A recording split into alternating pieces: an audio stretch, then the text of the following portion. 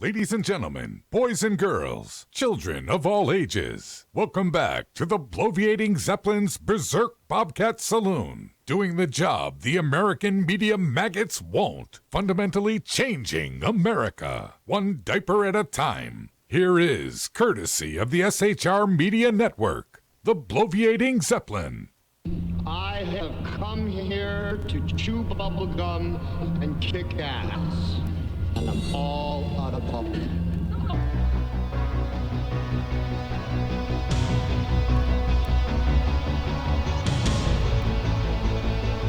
We're on. Woohoo!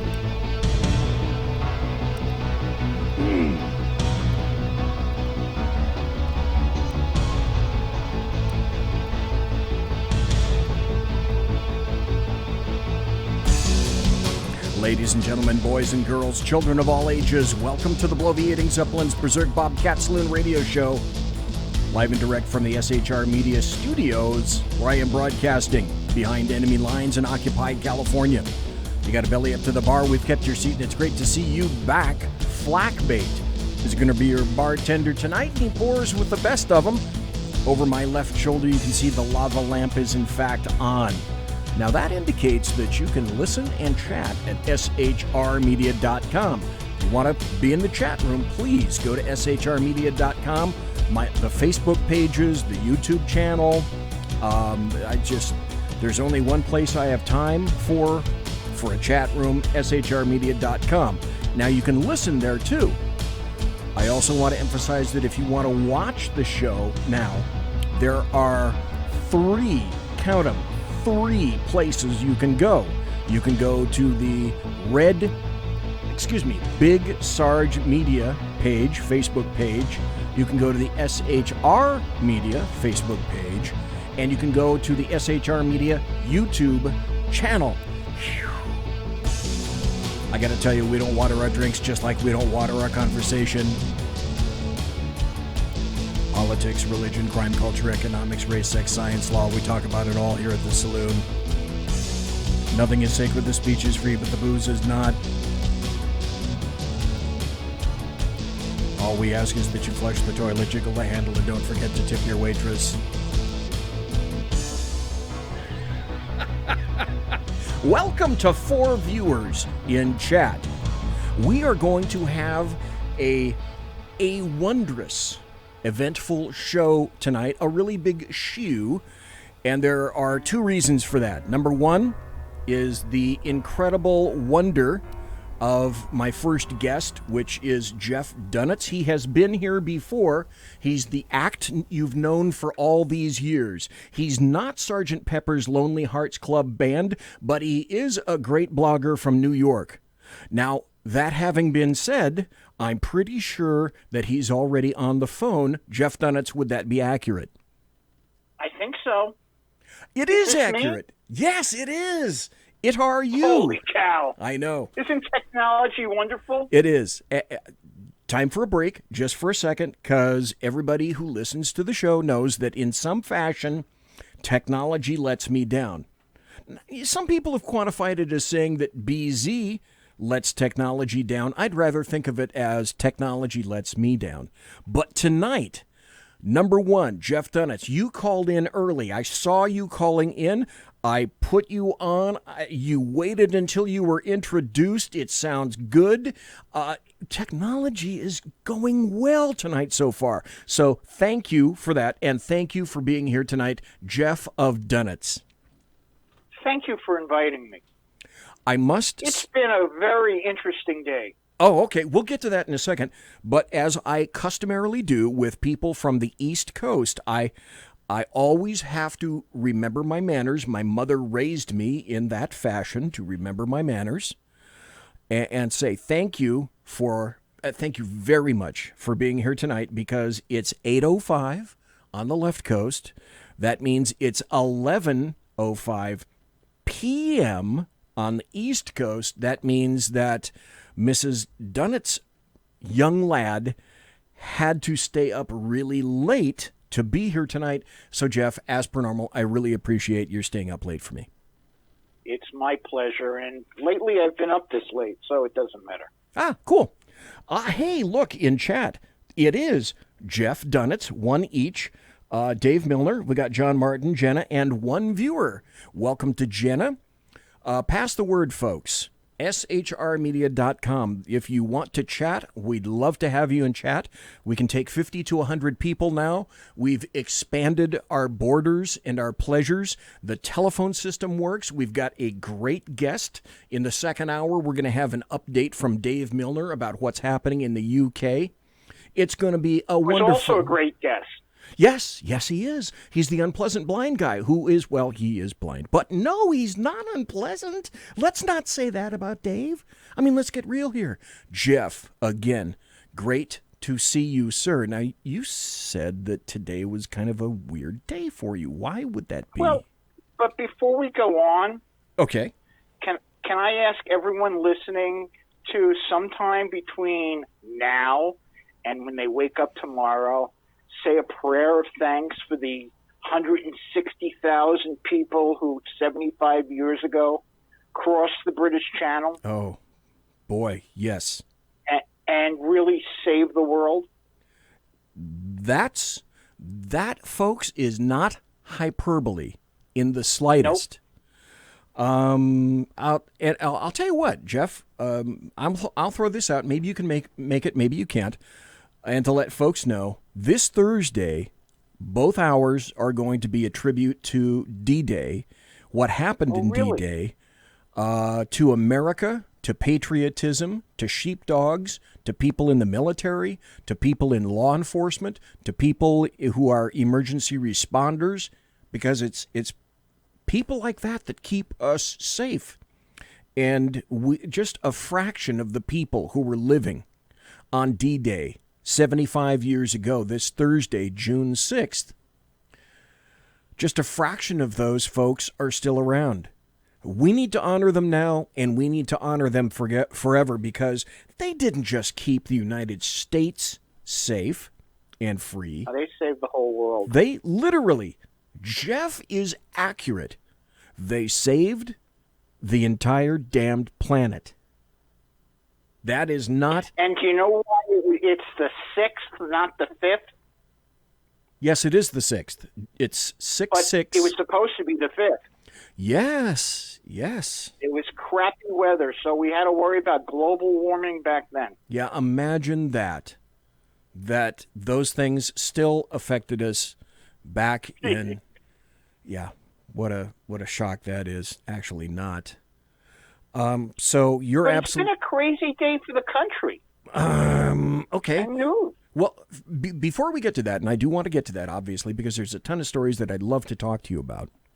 A number of them are occurring in New York and in your area, but I want to do the same thing that I do anytime and every time that you're on. I want to tell people, and I'm not going to let you do it because I love to do this myself. Folks, if you want to read Jeff's material, Jeff Dunnitz, Dunetz, go quick like a bunny to lidblog, LIDBLOG, one word, lidblog.com.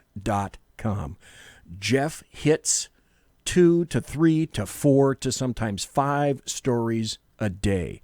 If you want to read an active blog, an active news site, it's lidblog.com. Jeff has got stuff going there all the time. He is involved with it. He has great insight.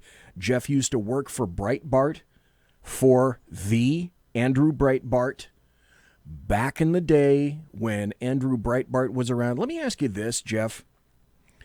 Andrew Breitbart passed away of a heart attack, if I'm not mistaken. Can you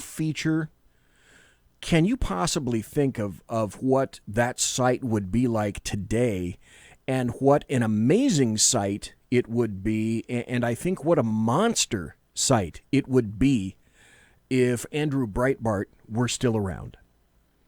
Do you know something? I don't know. And the reason why I don't know is because one of the things that really bug me is the people who say, if Andrew was around, he wouldn't have voted for this one or would have done this. I don't know what Andrew would have done. Because you know what the best thing about Andrew was? What's that? You couldn't predict what he would do. And that's why he was so amazing. Because he never did the obvious thing. If you had to try to... Well, let me ask you this. Did you ever actually meet Andrew Breitbart? Yeah. Okay. I met him a couple of times. I spoke to him on the phone more. Was he as affable and friendly as people say? Let me give you a perfect example. When he came out with his book, the one book, and I forget the name, I'm sorry, but I got the book, and I tweeted him, and I said, good book, but I can't believe that in the acknowledgments you didn't mention me. I mean, I wrote like 200 articles for you in the last year. Now, you have to understand something. You know me, I'm a ball buster. Yes. So did he. The next morning he called me. That's why I love you. Jeff, I'm so sorry. And it's like, Andrew, I'm a ball buster. Don't be sorry, I was busting your chops. But he was really concerned that he hurt my feelings. That speaks volumes about him, don't you think? Yeah, because you know what? There was no way I deserved to be in his acknowledgments. By the way, his book, which you can still purchase on Amazon, Barnes & Noble, or order it from any number of booksellers, his book is called Righteous Indignation. Right. Excuse Me While I Save the World. I love that title. That is a great title. I just think that we're diminished with the loss of Andrew Breitbart. Yes, but you know what? He left a lot of people. He trained a lot of people, and a lot of people still have that Breitbart feel. Dana Lash, I mean. Yeah. Larry O'Connor. People like that are still incredible. Peter Schweitzer. Oh, really? Oh, yeah. Oh, he used to do Big Piece. He wrote a couple of really great books. The one that comes to mind was, I think he wrote Clinton Cash, did he not? You bet. Here's an interesting bit of factoid-itis that I recall, having spoken to a couple of my former FBI folks. I used to work for the FBI and the U.S. Marshal and then a couple of local agencies. But I can remember speaking to an FBI dude who said, I have it on good authority that the people that were beginning to investigate Clinton as much as they could, it was told by a certain SSA, which is a supervisory special agent, that it was, quote, air quotes, recommended that they read Clinton Cash Yes, I heard that too. by him to have a better idea of what is happening. Yep. That is a massive feather in the cap of him, I believe. And and you know what else? He made it okay to attack Hillary. He broke the logjam. Really, because so up to that point, no one else was doing that. Is that what you're saying? Really? Yep. No one else was. It was taboo. But once Clinton Cash came, except for like conservative bloggers like us, but right. But he, before the book came out, excerpts he wrote columns in the New York Times and the Washington Post about it. If there was no Clinton Cash, there would have been no Hillary server. That's a rather amazing point. That's very good. Very good. Peter's still a friend, and I really, I support him a lot because he's so great at what he does.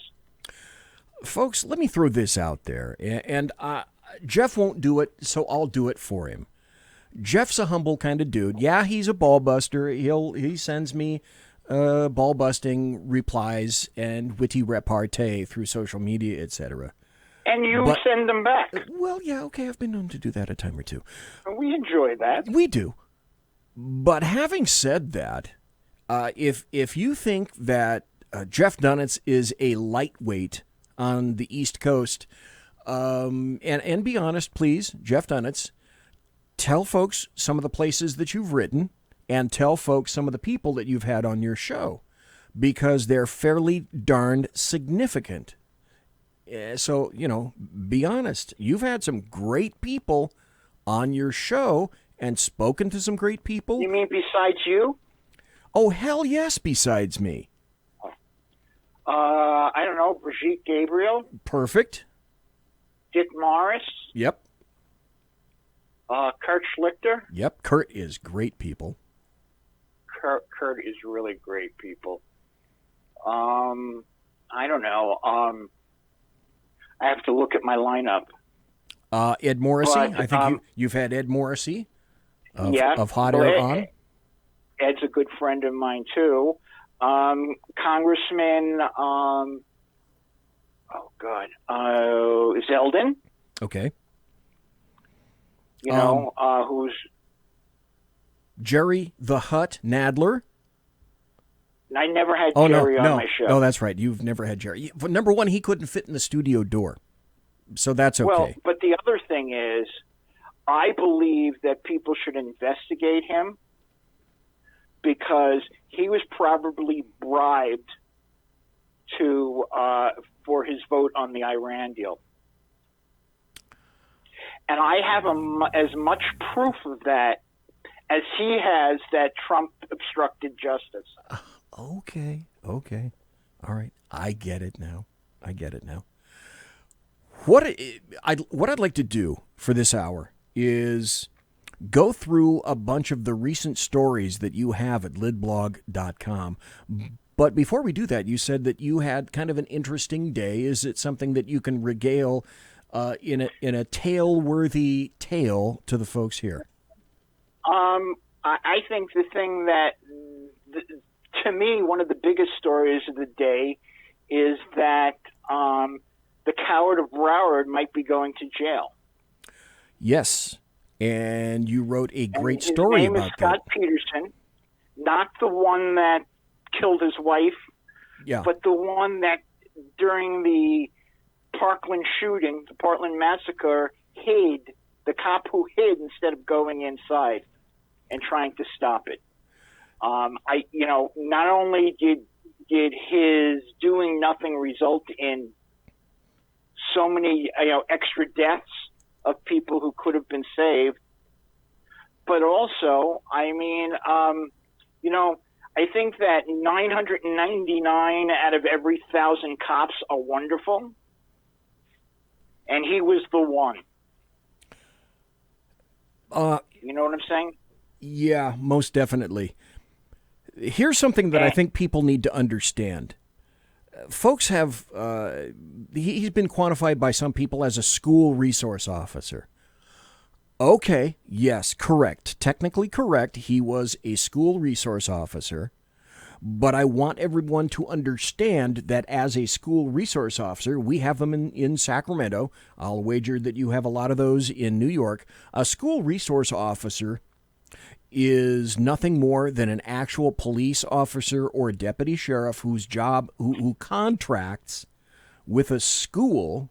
They are generally armed. 99% of them are armed. He was armed that day, but he was working as a school resource officer, but wearing a Broward County Sheriff's Department uniform, paid by the Broward County Sheriff's Department, meaning that he was a full-time peace officer, armed, wearing a Broward County deputy sheriff's uniform with all the rights and privileges and authorities, including the ability to wield deadly force as necessary.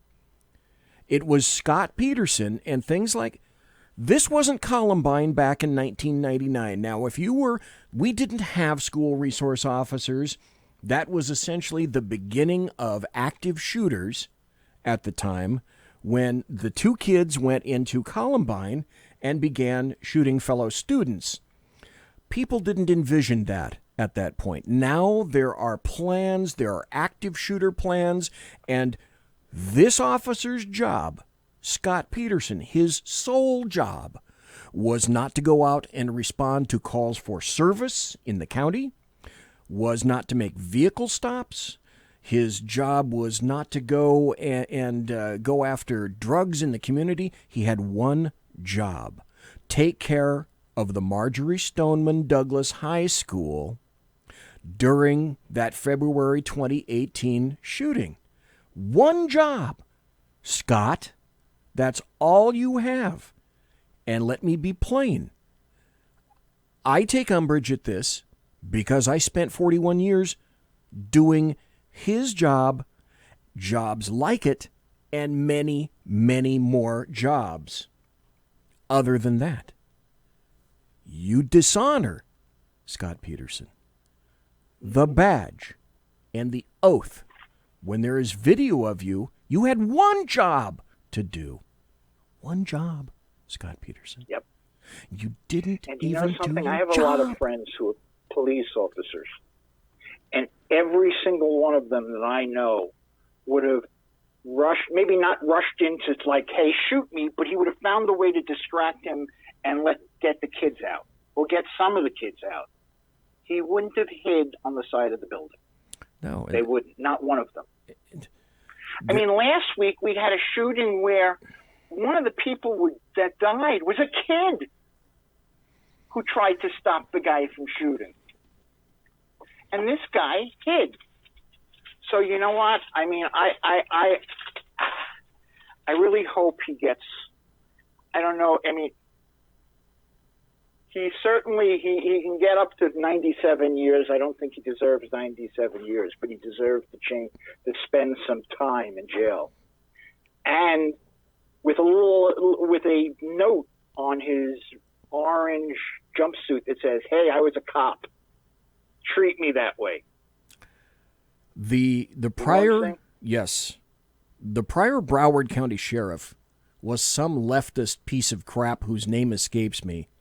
And thank God they got... Last name was Israel. Oh, Scott Israel, yes. A massive donator to leftist causes, including Hillary Clinton, and all that information was out there in the ether for you to find.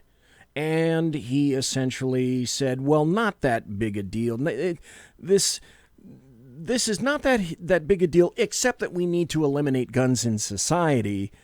So it was a perfect time for him to step on his platform and become incredibly pedantic as a sheriff. Well, now there's a new sheriff in town named Gregory Toney, and he announced today, a statement went out from Broward County, and it said, following an investigation by FDLE, which is the Florida Department of Law Enforcement, kind of the investigative arm of the state of Florida, kind of like a little mini FBI for Florida. That's what they do.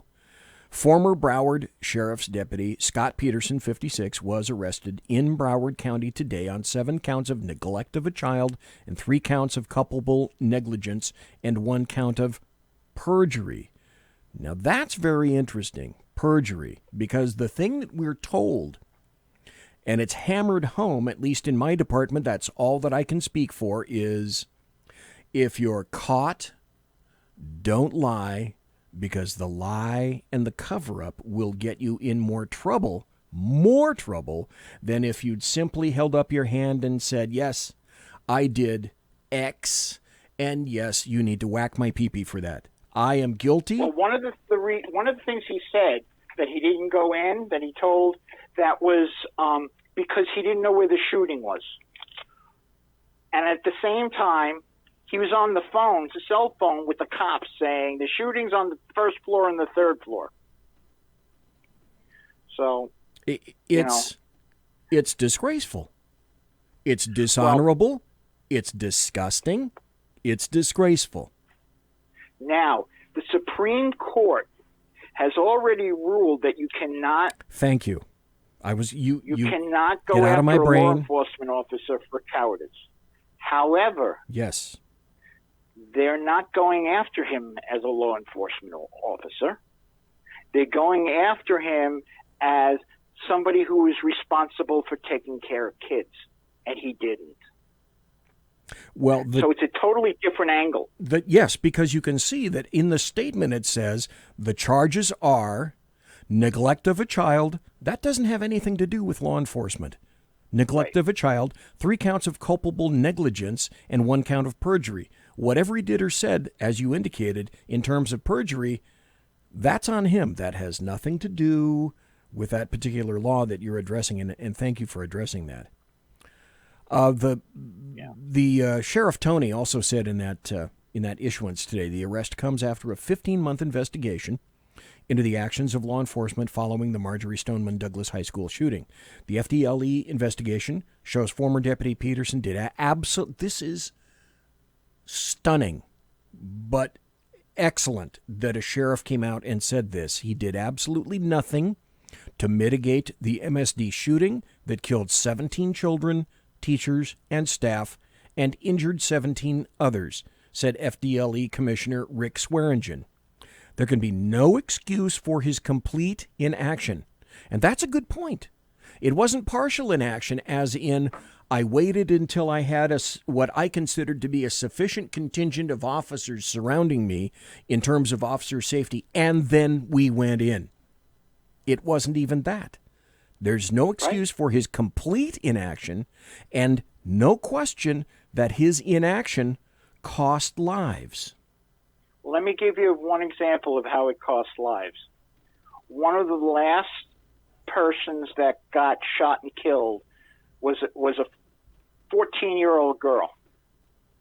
Okay, and she was running towards the staircase to escape, and the son of a bitch shot her in the back and severed her spinal cord. Now, if Peterson was somewhere in there, not even confronting him, but distracting him, like 1 or 2 seconds, that girl would have escaped. Because once you got on the staircase, she would have been free.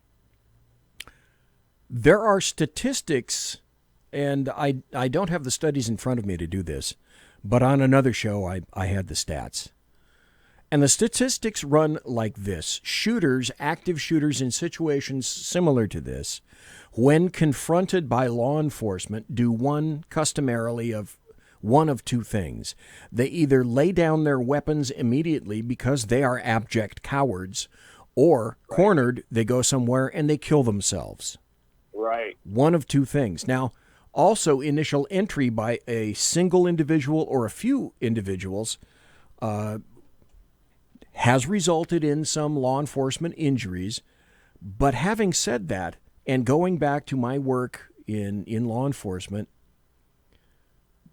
there are times when you just have to do your damn job.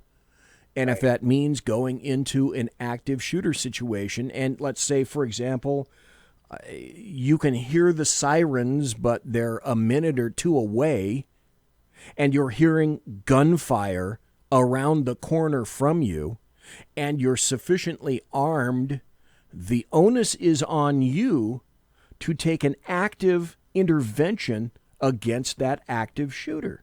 Right. That's the response. That's why people paid me. Now, my job wasn't to be a bullet magnet. I'm not the Secret Service. My job isn't to get killed, but my job is to make a good assessment in terms of officer safety and citizen safety.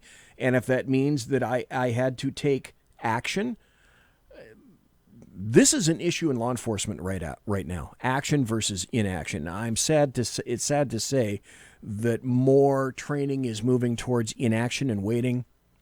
I'm sorry. I come from the old school of fuck it, I'm going in. And there are times when you just have to say that. There are times when I went to calls and had to say that. I've been in 4 shootings. I've shot back on one incident, a critical incident where someone was killed. I've been shot at 4 times. I have an idea what gunfire is, what it sounds like. There are times when you don't have the luxury of waiting for a SWAT team or thousands of people. You just have to sack up and do your job and intervene. And especially the statistics have proven in an active shooter situation, the earlier that you can intervene, the better the results are going to be for the exact two reasons that I offered earlier. The shooters generally are cowards and will stop or put down their weapons. Occasionally they will shoot back, or they'll just kill themselves. Well, if you read the sheriff's statement, it's interesting because he only talks about his inaction about the shooting happening on the third floor.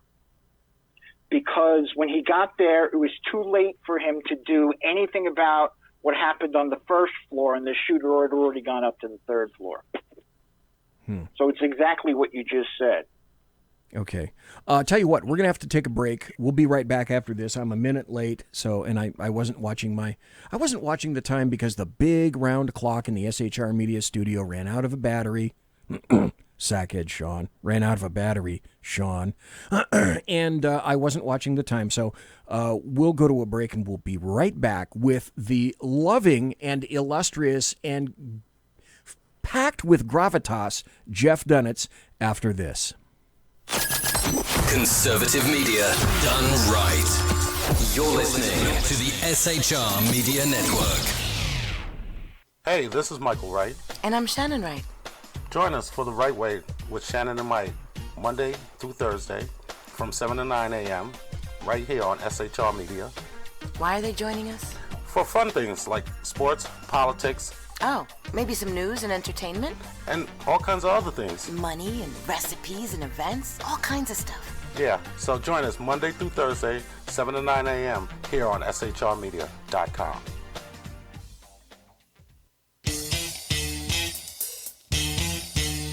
From a public locker inside a dilapidated Long Island rail station comes a show designed to piss off liberals using truth, facts, and ridicule.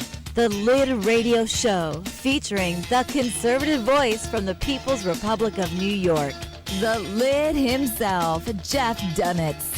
Tune in every Wednesday at 2 p.m. Eastern, 11 a.m. Pacific on the SHR Media Network. Go to shrmedia.com.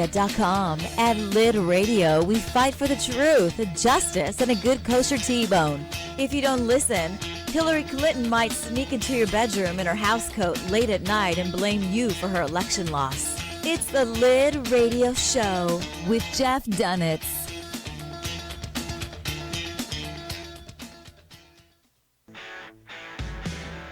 Hey girls, Carry Girl Gear is here. More and more women every day are concealed carrying, participating in competitive shooting, and getting firearms training. It's not a boys' club anymore, and we don't have to shop in their stores anymore either. Finally, a cool and unique clothing line just for women. Dope tees and hats for the patriotic concealed carry and 2A girl. So what are you waiting for? Go check out carrygirlgear.com today. It's your business diva here, Melanie Collette. I am inviting you to a front row seat as I discuss some of the most intriguing details of wealth and finance with today's movers and shakers in the world of business. Listen in and discover financial truths on a global, domestic, and household scale. Uncover topics that will impact your wallet today and in the future.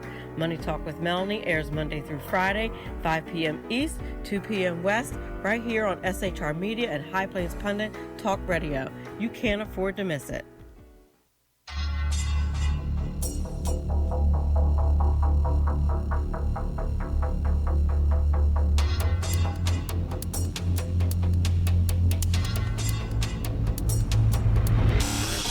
The new show on the SHR Media Network, Sackheads Against Tyranny.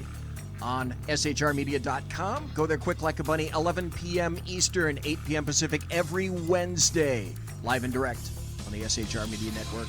shrmedia.com. Be there.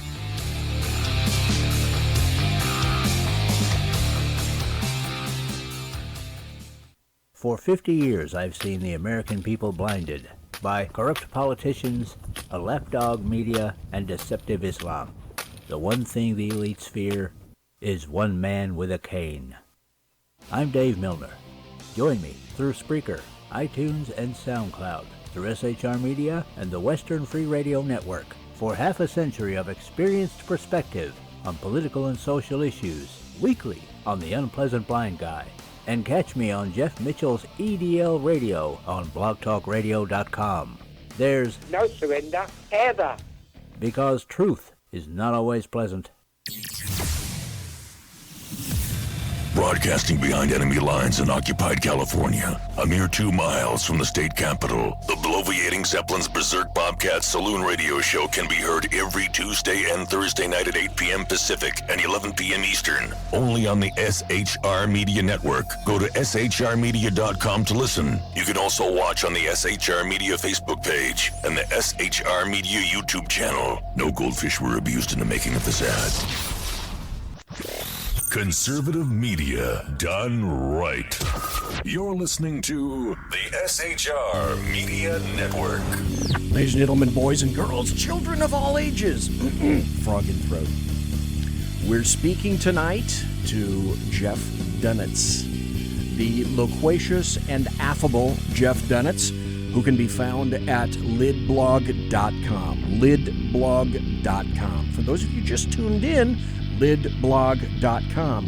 For those of you on Zephron who are tuning in on channel Equalizer 3.27, subcluster 4, that's lidblog.com. Lidblog.com for Jeff Dunitz.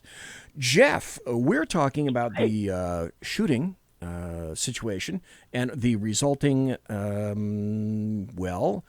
Scott Peterson got arrested. We were talking about how it's a warranted thing. I got to ask you, in the process of writing this, and it shouldn't shock you that, folks, you can find this great article and many more at lidblog.com. It looks like, as you've written, if he's convicted, I just made up a new word. Too. Yeah. If he's convicted, first you convict, then you convict as charged. Like you indicated, he could spend potentially 97 years in the state prison. His bond is $102,000. Not like he's identifiable or anything. But you have to ask yourself, this guy is... there was a movie called The Human Stain. And this guy, to me, I feel bad for dumping on him in a way, but in a way I really, really don't. Because he's a stain. And I don't know what happened in his life. I don't know what happened to make him come to the conclusion that he couldn't do his job. The only conclusion that most people can reach is that, sir, you're a coward. You're a coward. Again, I go back to what I said in the first half hour. You have one damn job to do as a school resource officer. It's not all-encompassing. You don't have to go throughout the rest of the county. Your job is to know how that physical plant is put together. Your job is to know the students. Your job is to know your emergency action plan in case of an active shooter, where to go, what to do, whom to contact, rally points, etc. Trust me, in every school district, in every school today, there are plans just like that and more. Yep. And he couldn't do that. He couldn't do that. And I don't know, maybe for me it's always worse when you act wrong and kids die. You know what I'm saying? Yeah. It's just... Although, I can't tell you how many times I threatened my kids, but, I would never really do it. I used to tell them, I could kill you and make another. But... You're just one of many sperm, my friend, in the holster right here. And if I brought you in, I can take you out. Yeah, except I would never do that. I know that. But anyway. So that's how it was like. I couldn't work after that because I felt I couldn't write anymore. I started the day with, today's also an interesting anniversary for me. Oh, okay. Probably The best story I ever broke was 9 years ago when I ruined Helen Thomas's career. I'm looking at that right now. And you sent me that link earlier today, and I sent you back, oh, dude, we so have to talk about this. So I'm looking at it right now, folks, at lidblog.com. It's the title of his article, of Jeff's article, is "The Lid Took Down Helen Thomas 9 years ago, but the MSM still downplays Jew hatred." So tell us something about that, Jeff Dunitz, if you would. Which part? All of it. The great story. Well, basically, you said you learned 2 valuable lessons in the process of outing Helen Thomas as a hater. The first one is a rule I always lived by since I've been blogging. However, it kind of set it for me as a definitive rule, is that you don't say things that could ruin someone's life unless you've double checked it and it's really true, and that it's done for the public. That's necessary for the public. I mean, you don't just ruin someone's life because you don't like them. You tell the truth, and if it ends up ruining someone's life, well, you know what? Anyway, I had a friend who went to the White House on Jewish Heritage Day. Okay. And as he was walking, and with his son, and as he was walking out, he saw Helen Thomas, and he said, "Wow, Helen Thomas, she's a famous, she was a famous reporter. She was probably the most famous reporter at the time." Yeah, covered the White House. That was her job, just cover the White House, period. She was in the front row every time. And they gave her that seat. After she was gone, people fought over it. But anyway, he said to her, "Oh, it's Jewish Heritage Week. Let me ask you something. What do you think of Israel?" And she said, "I think the Jews should get the hell out of Palestine." So far, that's not really a problem. No, that's not super offensive. It's an opinion. Right. But then came the clinker. She said, and go back to Germany and Poland. Now, for those of you who don't remember, Germany and Poland had something called concentration camps. Yeah, that little H word. Yeah, the Holocaust. So that was seen as, justifiably, as anti-Semitism. Now, she actually doubled down, and even worse. On December 2nd, it ended up, she was forced to resign. December 2nd of the same year, she was giving a speech to a Arab tolerance convention. Right. And she basically said, the Jews run government, they run the media, you can't say anything bad about Israel, da-da-da-da. Basically all those anti-Semitic canards. Oh, and they have a lot more money than us, so they're more successful. Right. Trope. Just like Rep Omar. Right? Yeah. And then about a year later, she was interviewed for Playboy. It was just an interview, no pictures, thank God. Oh, God. Oh, Jeff. Oh, Jeff, you've just tanked the show because now at the end of the show, I'm going to have to get my hands on some brain bleach. Oh, my God. You went there. Anyway. Folks, I'm sorry. I apologize for Jeff right now. I really do. It's one of those things where you just naturally go, ew. Yeah, someday I'll tell you the headline of the article when I first posted it about Playboy. Okay. Anyway, she was interviewed by a Jewish writer. All right.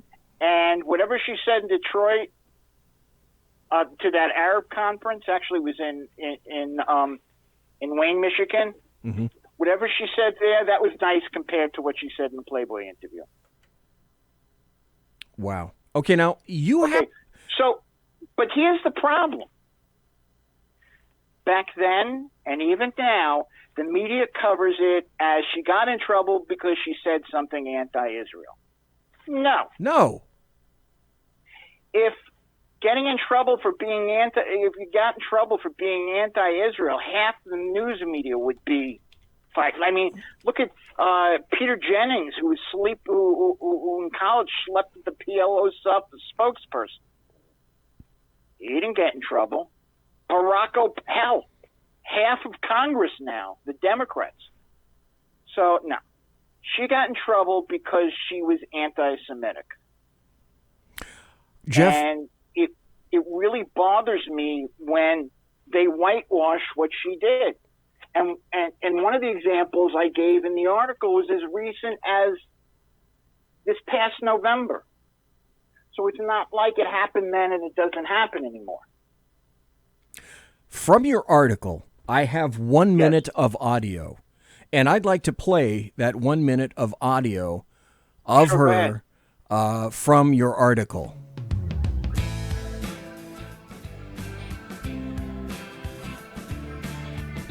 This is Helen Thomas, White House Press Corps, from the Jewish Heritage Celebration. Any comments on Israel? We're asking everybody today. Any comments Tell them on to Israel? get the hell out of Palestine. Ooh. Any better comments than that? She thinks that's funny. These people are occupied, and it's their land. It's not German, it's not Poland. So where should they go? What should they do? They go home. Where's the home? Poland. So the Jews, Germany. The Jews go back to Poland and Germany. And America and everywhere else. Okay, no problem, because 6 million Jews were killed at home in Germany and Poland. Does Helen Thomas even know that? That Jews have lived in Israel way before the Holocaust? Well, how ridiculous is that? That's so over the top. That's so ridiculous. Well, yeah. Jews have lived in that Holy Land, which was called Judea until the Romans got pissed off at the Jews, and they changed its name to Palestine. But Jews have lived there since the time of Abraham, which Judaism, Christianity, and Islam believe was the father of monotheism. Okay, so first of all, historically, she doesn't know what she's talking about. Yes. But even more importantly than that, yeah, she knew. I mean, if you look at her face during it, I mean, she was giggling because she knew she was being bad. But she thought she was protected. And I have to tell you something. I had friends who were in the White House press corps who got really mad at me for outing her. Okay? Yeah. And my friend David, who gave me the video, he gave me the video because he shopped it around the mainstream media and no one would touch it. And he gave it to me on a Friday. And it's funny because that Friday I was about to leave and drive to Maryland because it was my nephew's engagement party. Mm-hmm. And I told him, by the time you get back online on Saturday night, you'll have 500,000 or a couple 100,000 views. Well, I wrote it. I posted it in Breitbart's Big Journalism. I posted it on my site, and I gave the video to Drudge. So by the time he got on Saturday, it had more than 1 million views. Okay, and I'm driving down to Maryland, and I hear it on the Mike Batchelor show. Yeah, and and it's all over the news on Saturday. It was incredible. So yeah, I mean, no one wanted to break it, but people liked it once it came out. And there were other people who didn't hate me for it, who were in the White House, who said to me, she's been saying anti-Semitic stuff her whole career.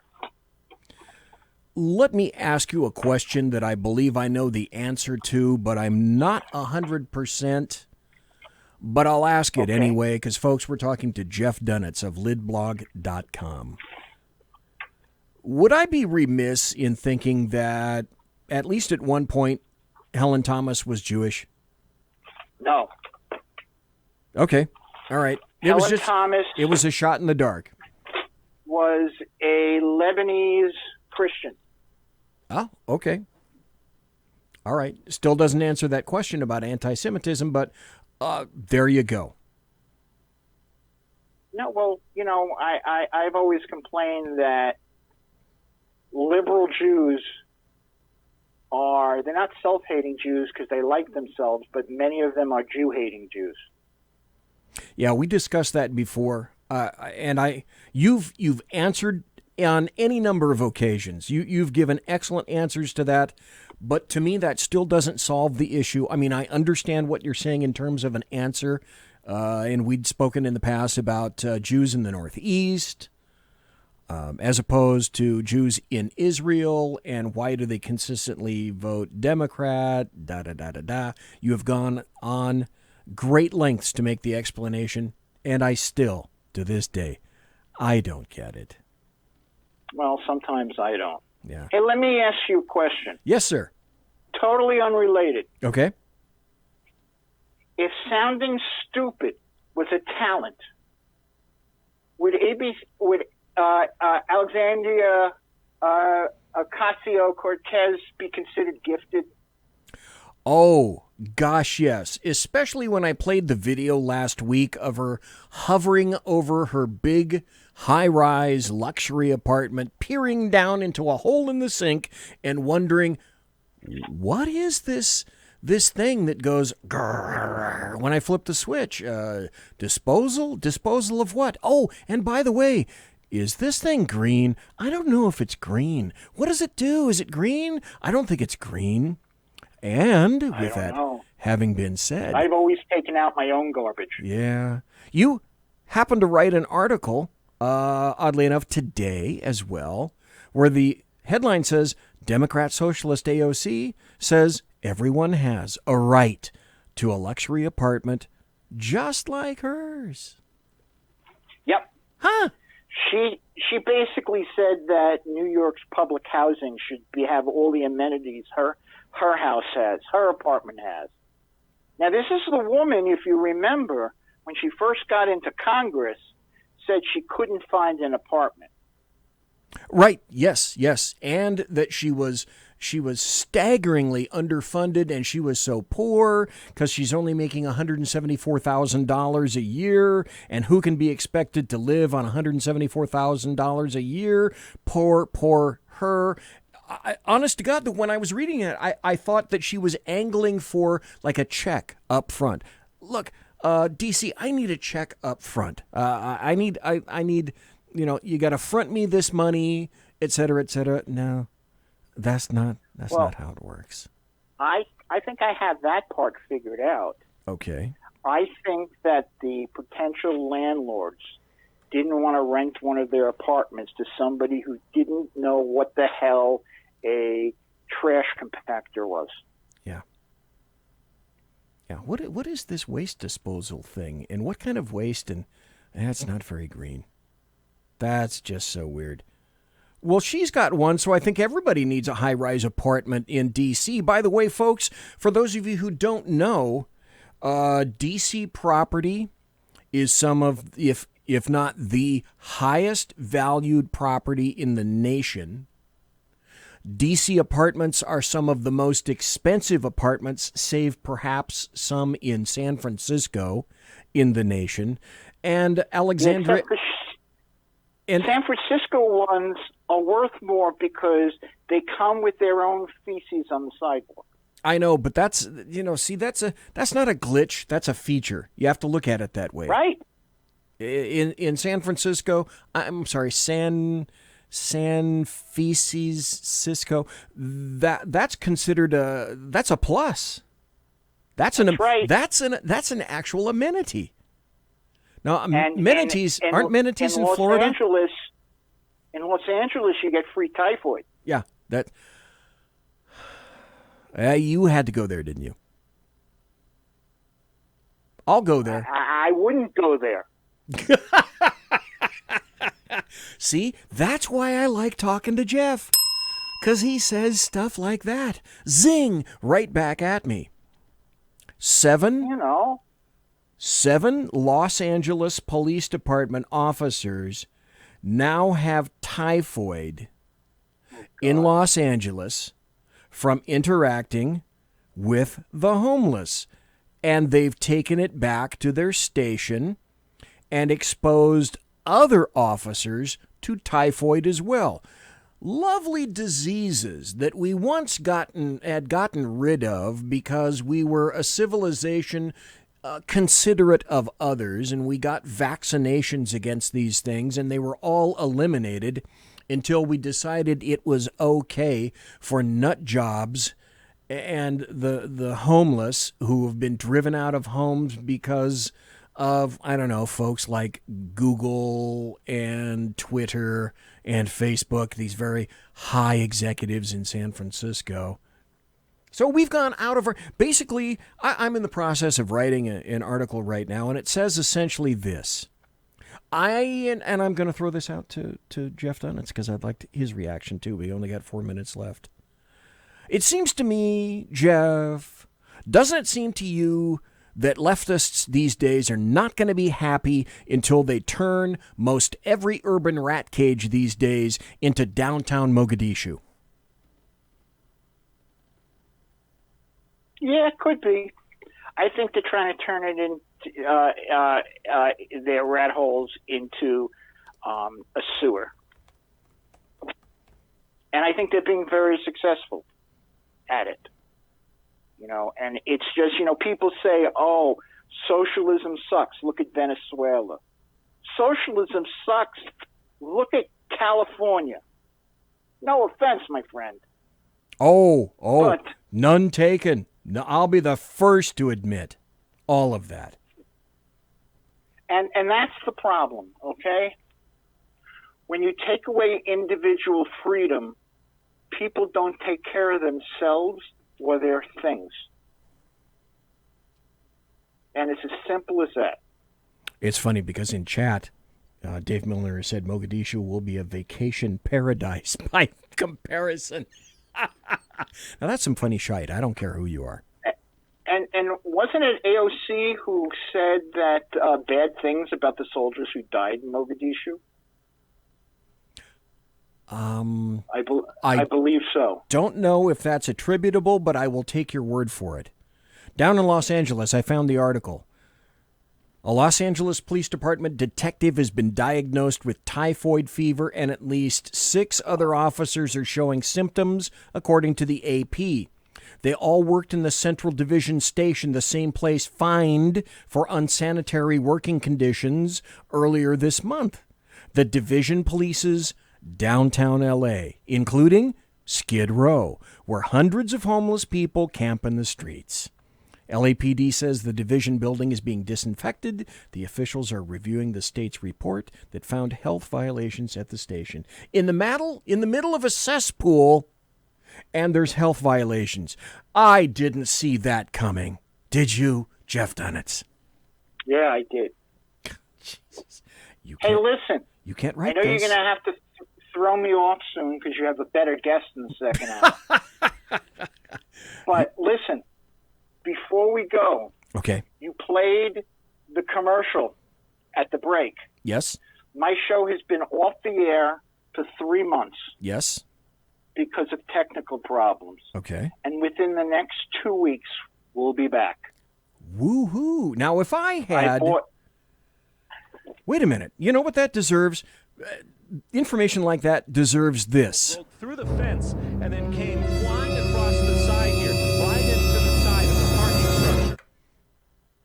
That's what it deserves. So that is great news, is it not?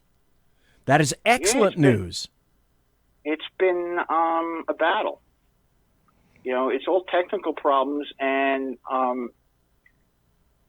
it's been hard to get the show to work on Mac, so I put a bid on one of those bidding places to get a PC.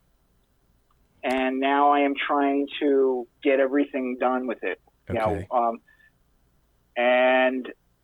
I've been working on it. I've worked on it today, and we're working on it. Oh, you know what? I'm wrong. It wasn't AOC was wrecked. It was Omar who attacked the soldiers who died in Black Hawk Down. Okay. That would make a little bit more sense. I can understand that. Yeah. But what made me sick is that she didn't attack the operation. She attacked the dead soldiers, the people who gave their lives to follow orders. You know? Yeah. I'll tell you what, and I'll throw this open to you as well. If you have any stories, or you know about the military, or any people in your family, friends, etc., if you want to weigh in on the military next Thursday, you are more than welcome to call in. Basically, my show Thursday night is going to be a tribute to all the soldiers in D-Day, to D-Day itself, to the sacrifices that were made. It's going to be 2 hours. And I want to hear from people who have served, whether you've served in the military, whether you've sacrificed in law enforcement, whether you're a sheepdog, a silverback, an oath keeper, whether you've protected this nation as an emergency responder in some fashion or another. It's way past time that we acknowledge folks like this. So if you have stories, Jeff, I invite you to call in. And where can you be found, sir? More importantly, if there's anybody in the audience now who fits into any of those categories, thank you for putting your ass on the line to save my family's ass.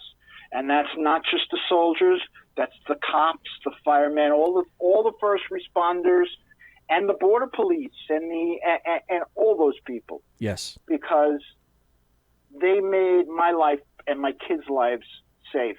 Well, and just as you said at the very beginning of the show, and I know we're a minute or so over, but you made the point at the beginning of the show, which was those folks, the greatest generation, they saved the planet.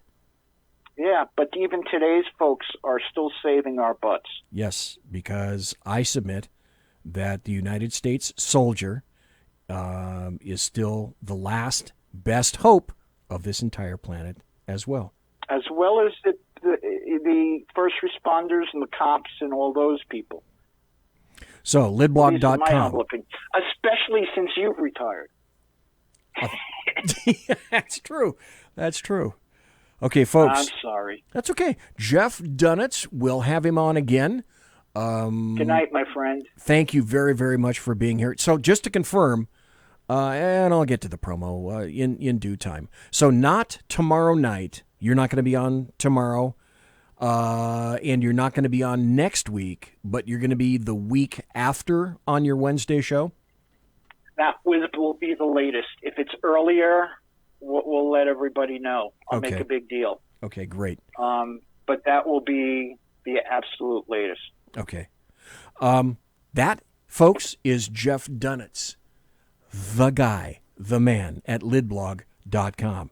You're listening to it is I, the bloviating Zeppelin, the Zepp who bloviates, right here in the SHR Media Studios in the Berserk Bobcat Saloon doing the radio show. Conservative media done right.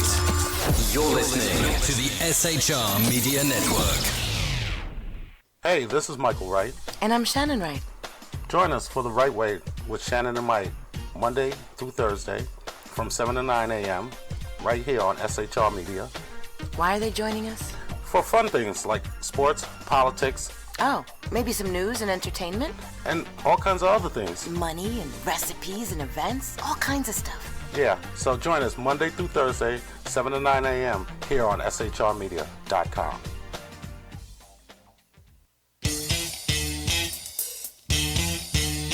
From a public locker inside a dilapidated Long Island rail station comes the show designed to piss off liberals using truth, facts, and ridicule. The Lid Radio Show, featuring the conservative voice from the People's Republic of New York, the Lid himself, Jeff Dunitz. Tune in every Wednesday at 2 p.m. Eastern, 11 a.m. Pacific on the SHR Media Network. Go to shrmedia.com. At Lid Radio, we fight for the truth, justice, and a good kosher T-bone. If you don't listen, Hillary Clinton might sneak into your bedroom in her housecoat late at night and blame you for her election loss. It's the Lid Radio Show with Jeff Dunitz.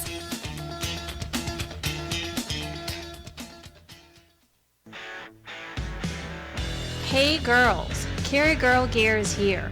More and more women every day are concealed carrying, participating in competitive shooting, and getting firearms training.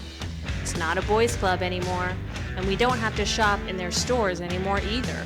Finally, a cool and unique clothing line just for women. Dope tees and hats for the patriotic concealed carry and 2A girl. So what are you waiting for? Go check out carrygirlgear.com today. It's your business diva here, Melanie Collette. I am inviting you to a front row seat as I discuss some of the most intriguing details of wealth and finance with today's movers and shakers in the world of business. Listen in and discover financial truths on a global, domestic, and household scale. Uncover topics that will impact your wallet today and in the future. Money Talk with Melanie airs Monday through Friday, 5 p.m. East, 2 p.m. West, right here on SHR Media and High Plains Pundit Talk Radio. You can't afford to miss it.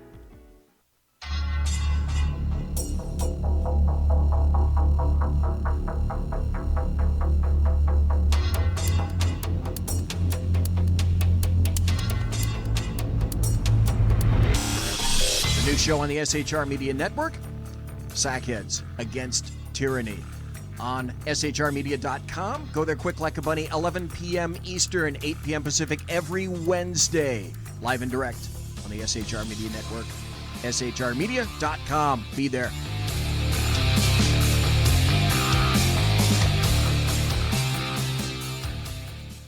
For 50 years, I've seen the American people blinded by corrupt politicians, a lapdog media, and deceptive Islam. The one thing the elites fear is one man with a cane. I'm Dave Milner. Join me through Spreaker, iTunes, and SoundCloud, through SHR Media and the Western Free Radio Network, for half a century of experienced perspective on political and social issues, weekly on The Unpleasant Blind Guy. And catch me on Jeff Mitchell's EDL Radio on blogtalkradio.com. There's no surrender, ever. Because truth is not always pleasant.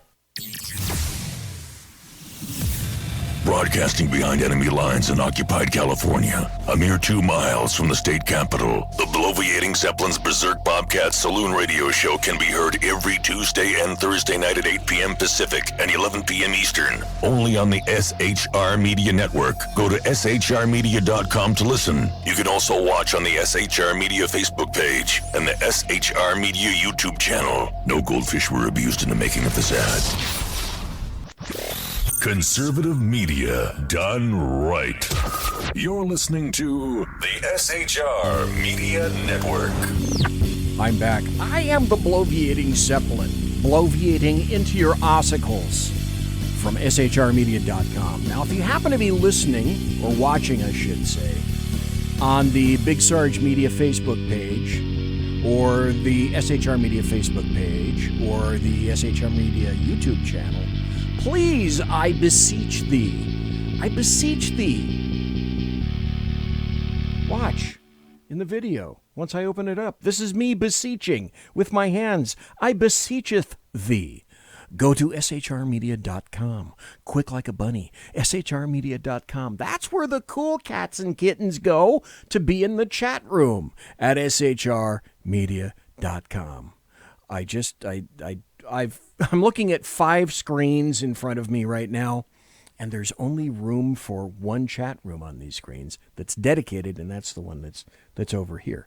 I humbly beseech thee and suggest shrmedia.com for the chat room. And I told you that we're going to have Dave Milner on now. Dave, I like to have Dave on. Dave has his own show, and Dave also, much more than I, there are certain persons whom I will reach out and touch because they have certain predilections that are different than mine, which means that they are more in tune with certain areas than I am. Now, one of these with regard to Dave is Islam and also Europe, UK, etc., etc. There's a ton of stuff that's going on these days. So I would expect, Dave Milner, I have you, do I not, sir? Good evening, BZ. I hope you do have me. Do you have me? I certainly do. Oh, and I got good volume, too. Oh, excellent. Okay, good. Well, first of all, I just want to say, Jeff, you, sir, are full of it. You're a great guest, and I want to get you on my show, man. We have got to do a show together. Jeff Dunitz is fantastic, and you want to talk about a resume. I mean, anybody that used to work for Breitbart, what an organization that was, and continues to be in a lot of respects, man. He was great. I just hope I can even try to follow that act. Here's a tough act to follow in chat. John Martin says, I said quick like a bunny. And John Martin said, floats like a butterfly, stings when I pee. That's some funny shite. I don't care who you are. That's some funny shite right there. That's right. So yes, I don't care who you are. You sent me a couple of articles and also a YouTube audio cut. One of the first articles that you sent was the truth about what's happening with Trump in the UK right now. Well, as we know, Trump is making a visit to the UK. So Dave Milner from the Unpleasant Blind. Jesus. Dave Milner from the Unpleasant Blind Guy. Can you tell us what's going on in the UK right now, sir? Well, President Trump is visiting there to commemorate, of course, the 75th anniversary of D-Day. Right. And of course, he is meeting with officials and this kind of thing. And the left are being their usual asses about it. There have been massive protests. Now I've got to find this one and break this to you, BZ. This is great, man. There is a blimp for Americans who don't know this. Someone commissioned not really a blimp, more of a balloon of Trump in a diaper. Yes. Okay. And it actually is pretty good. Okay, you may already be beating me to it, but I'm putting this in the chat. I got this off of Breitbart. They flew that thing when President Trump, was visiting, and apparently it didn't go too high. And irony of ironies, in a city that has so much knife crime, London, the blimp got stabbed. It's funny you should mention that. I'm looking at the very same article in the Daily Mail because if you want to find if you want to find out what's happening in the United States, frequently I discover that you have to go across the Atlantic, across the pond, over to the UK to find out that frequently their articles are better about what's happening here in the United States of America than our articles are by the American media maggots. So from thedailymail.com, this is the headline. I love this. And like you pointed out, it's so apropos. Baby Trump blimp is deflated by a Tommy Robinson supporter who is then arrested for possession of a sharp weapon during anti-Trump protests in central London. And my guess would be, Dave Milner, what did he have? Like, he had an offensive, butter knife? Ooh, butter knife. Ooh, bad. I know what the weapon is. I know what it is. Yes. Okay, all right. It was a lady, and her offensive weapon was, it wasn't a machete or anything. It was a pair of nail scissors, as far as I can tell. That's what they're calling them, cosmetic scissors in here. I'm guessing they're nail scissors. That was her offensive weapon that she had. And it's just the irony is just delicious. President Trump hit the UK in a big way. First tweeting about Sadiq Khan and upsetting all of the Sadiq Khan fans a whole lot. Upset the apple calling cart. him a stone-cold loser. And, of course, Sadiq Khan didn't like that. But there were, you see a lot. There's a lot of leftists melting down and everything. And well, there's a reason for that, by the way, and part of that is because President Trump actually got to set foot on British soil, which they were trying to keep from happening. And second of all, because he called Sadiq Khan a stone cold loser, and also because their side took a horrific shellacking over the weekend in the European elections. Oh, okay. Tell us about that, please. Right. Well, this is actually a bit of hope. Paul Joseph Watson was saying the media will do anything that they can to keep this from being described as a European spring, but it looks like the spring is sprung. Mr. Salvini won in Italy. He's a populist there. Perfect. Someone that many of us know and love, Marine Le Pen, won in France. Yep. She's calling, by the way, for the Macron to resign, but she says he won't do it. No, because he doesn't have, he doesn't have. I love the way she put it. He doesn't have the panache, which he doesn't, and he's a coward. That's basically what he is. The Yellow Vest protests really did great there. Now, Tommy Robinson sadly lost his bid through UKIP to be an MEP, a minister of the European Parliament. But he won the highest vote count of any independent in the UK. That despite the fact that his political funding site was taken down by an organization named Stripe here in the United States, in California, by the way, BZ. Of course. And despite the fact that he was attacked physically, not only with a milkshake, reminiscent to me, by the way, BZ, of remember those films from the early 1960s when black people were sitting at drugstore counters, wanting service, and they got sodas thrown on them. Yeah. Actually, Paul Watson remembered that and reminded me of it. But yeah, it's pretty much the same thing. Only with Tommy Robinson, it was a Muslim that threw a milkshake on him, not a soda. Guys, you younger people will have to use DuckDuckGo and find out what a soda was. It's precursor to the milkshake. Isn't that sad? Despite sad, the fact Dave? that he was punched, and despite the fact that there was what can only be called, BZ, a state-sponsored terrorist attack against one of his political rallies in the town of Oldham, and I can get into that a bit if you'd like. You were talking about milkshakes. I want to have people hear what that sounded like. If you have a milkshake,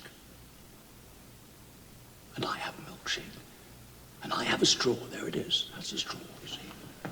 Watch it. My straw reaches across the room and starts to drink your milkshake. I drink your milkshake. That was from the movie There Will Be Blood. Classic scene. I'm sorry, I just had to throw that in. So go ahead and tell us about that scene in Oldham. Right. Well, and before I tell you about that one, I'll also tell you about the other element that kept Tommy Robinson from winning, which was the fact that many of his flyers that he had printed up and wanted to mail in to voters were not delivered. And there were British postal workers on Twitter actually congratulating each other that they did not deliver those. So that bit of thing happened. Now, Oldham is a town in Great Britain where Mr. Robinson took his campaign. There is a predominantly Muslim area there, and there is a predominantly non-Muslim area there.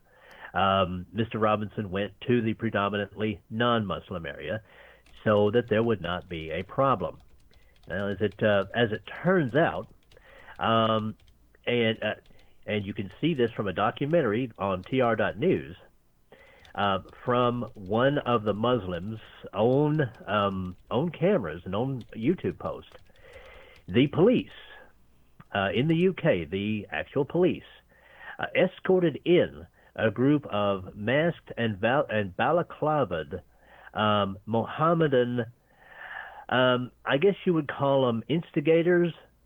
Well, there's an article that I'm looking at. It Politicalite right here. It says, as Tommy Robinson's campaign to become the MEP for Northwest England gains in momentum, the usual suspects have been out trying to silence his voice with what they called huge gangs of mask-wearing Muslim thugs guided by the so-called Muslim Defense League. Now, wait. Dave Milner, you can't have an English Defense League, but it's okay to have a Muslim Defense League. Isn't that? Oh, that's correct. That's correct, BZ. And I want to emphasize again, because this is important. They were escorted in to that area by the police. Mr. Robinson's rally was being held. It was nice and peaceful. There are women and children there, and it was, nice and high energy and friendly and all that stuff. And then suddenly, this group of Mohammedans is escorted in by the police. And I can't stress that enough. Even on one of the Muslims' own videos that he produced, you can see one of the police escorting them in. And then they start throwing bricks and rocks and things like that. And it got to a point where Tommy Robinson and his people gathered up the young children and put them in Mr. Robinson's own personal vehicle that he was using to travel from town to town, and had the plainclothes officers that were there escort that vehicle out of the area so the children would not be harmed. All right, and there was almost nothing about this in the fake stream media over there. In fact, they ignored it until the videos came out, and then they still ignored it.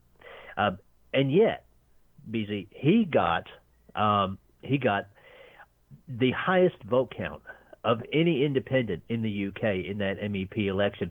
Just imagine what would have happened had he not had those stumbling blocks put in his way. And I'll throw in one more thing. Last Thursday was when the people of the UK went and voted in the European election. Those votes weren't counted until Sunday. Meantime, those ballots sitting in boxes, supposedly guarded. Now, this attack on a certain candidate's rally be completely absolved from possibly involving itself in voter fraud to make sure that candidate didn't win? Might that not be a possibility? Yeah. What would that government not stoop to is my question. Isn't there an alleged Stalin quote that goes something similar to, it isn't the people who vote that count, it's the people who count the votes that are material. Huh, funny how that works out. Don't you think that's odd, Dave? Yeah, it is. I mean, speaking with Jeff Mitchell of EDL Radio, talking about how very familiar we are with voter fraud here in the United States, I couldn't help but notice that 2-day gap where those ballots were just sitting around and supposedly nothing happening. Oh, nothing. Come on. Come on, Dave. Right. Come on. I mean, okay. I know I'm just being paranoid. You are. But that you have more noids than I do. I'm only a mononoid. At least you have a paranoids. That's right. Yeah, I do. Well, I do stories from both sides of the pond. And so the left were celebrating the fact that Tommy Robinson didn't win. However, they're crying in their beer about the fact that they lost. The Labour Party did only slightly better than the Conservative Party, and the Conservative Party in those EU elections stunk. I mean, it got a very small section of votes, and Labour didn't do very much better at all. Certainly, one of the probably the biggest. This is the real news. The biggest single party now in the European Parliament is going to be represented the Brexit Party. Now, that's Nigel Farage's thing. And I think, I'll tell you what I told Ken McClinton over his show. Okay. I think that Nigel Farage is going to do whatever he can to make sure that the economic part of Brexit happens, but not the immigration portion of it. Because as is in the video that I sent you, Nigel Farage doesn't think that there's a problem with Islam. So it's the future in the UK is going to be very interesting indeed. Yes, it is. Okay, if you're watching on video right now, as Dave Milner said that Nigel Farage doesn't think there's anything wrong with Islam, replay that at the end of the show and watch my eyes as Dave was saying that. Now, Dave made mention of a video. Now, this is a video, it's an audio cut for you guys. And I swear to God, one of these days I'm going to learn how to put a video up here in the video portion of the show, because Sean says that he can do it and that I may be teachable in that regard. But for right now, these are audio cuts. This is a guy named Avi Yemeni, and he says he's going to tell us the truth about Trump in the UK, the truth that the media apparently is hiding. I want to start this video by first thanking all of you stone cold losers out there for entertaining me so much over the last 24 hours. In the lead up to President Donald Trump's historic visit to the United Kingdom, virtue signalling leftists such as Jeremy Corbyn, Owen Jones, and the pipsqueak himself, Sadiq Khan, took the opportunity to promote themselves by dividing the country about something that should have been absolutely bipartisan. The President of the United States has travelled to the UK on a 3-day state visit to commemorate the 75th anniversary of the D-Day landings, the largest seaborne invasion in history, and the crucial turning point in the war against Adolf Hitler. The President came on behalf of 320 million Americans from all walks of life. Yep. Ironically, some of the rhetoric these idiots regressed to was labeling the elected leader of the American people as a Nazi, even though he's there to celebrate the joint US and UK defeat of the real Nazis. Stop right there. How absolutely insane is that? And the reply, the rejoinder would be, that's how stupid leftists are these days. I'm in the process of writing an article about this, and I'm going to Bigfoot myself in this, and I'm going to ask you, Dave Milner, about this. Yes. Can there be unity anymore in terms of the opposites of the aisles? Can there actually be unity between the GOP and the Democrats? For example, let's just bring up one topic.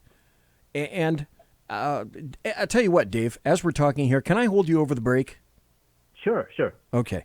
All righty. Just want to make sure, because we got a break coming up in a couple of minutes. But Dave, can there be any unity on abortion? You know, that the GOP and the Democrats can reach across the aisle and shake hands and come to some kind of a unity or a bipartisan agreement, or the very popular word compromise. Can there be compromise on abortion, Dave Milner? At this point, no, I don't believe that there can, and that brings it out into the general area. And I wish I had known you were going to ask that question, because I would have shared with you an audio if I could have found it of I believe Governor Hickenlooper from Colorado. He's out in California at this Democrat meeting convention thingy they were having. Okay, and he had the temerity to say that the Democratic Party talking about socialism would not be good politics, and he was soundly booed. They practically booed him off the stage. Yes. I mean, the extreme element of the Democrat Party is poised to take over. I have to think, given some statements and things that she's made about impeachment and other things, that this has to scare the depends off of Nancy Pelosi and people who are the older, more established members of the Democrat Party, because they see their own party going so far left and so far nutty. I mean, Omar and the others, AOC, the statements they're making, they're turning voters off. And the one thing that Democrats, and you've seen this yourself, BZ, over the past 50 years, have been able to do is to insinuate their policies in slowly. That's not happening anymore. Slowly the extreme left wing wants it all now. Oh, yes. So slowly can go to hell. Question is no. I don't believe so. It's sad, but I think it's true. I think you're right, too. Tell you what, we got to go to a break. When I come back, Dave Milner will still be here. I'd like to have him for another couple of minutes, because funny that Dave should mention that. I have that audio cut exactly from Hickenlooper, and we're going to listen to that when we come back. This is Dave Milner, my guest on the show right now in the second hour. I'm the Bloviating Zeppelin. You're in the Saloon. Conservative media done right. You're listening to the SHR Media Network. Hey, this is Michael Wright. And I'm Shannon Wright. Join us for The Right Way with Shannon and Mike, Monday through Thursday from 7 to 9 a.m. right here on SHR Media. Why are they joining us? For fun things like sports, politics. Oh, maybe some news and entertainment? And all kinds of other things. Money and recipes and events, all kinds of stuff. Yeah, so join us Monday through Thursday, 7 to 9 a.m. here on shrmedia.com.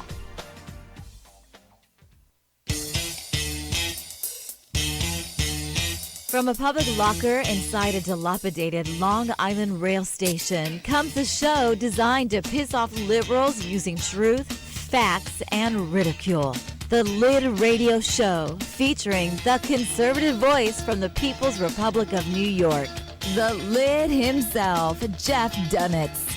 Tune in every Wednesday at 2 p.m. Eastern, 11 a.m. Pacific on the SHR Media Network. Go to shrmedia.com. At Lid Radio, we fight for the truth, justice, and a good kosher T-bone. If you don't listen, Hillary Clinton might sneak into your bedroom in her housecoat late at night and blame you for her election loss. It's the Lid Radio Show with Jeff Dunitz.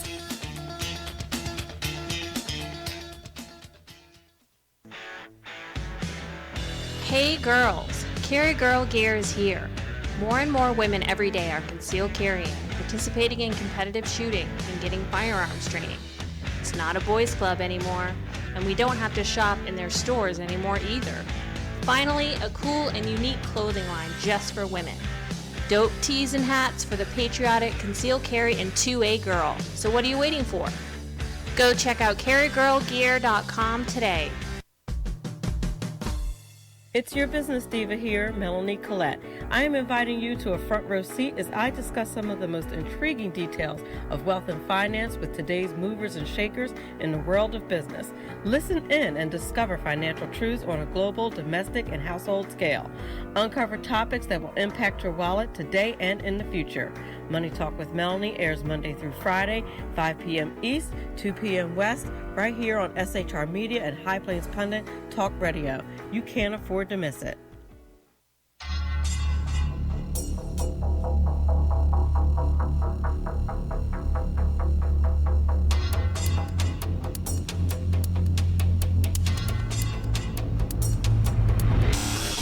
The new show on the SHR Media Network, Sackheads Against Tyranny. On shrmedia.com. Go there quick like a bunny, 11 p.m. Eastern, 8 p.m. Pacific every Wednesday. Live and direct on the SHR Media Network. shrmedia.com. Be there.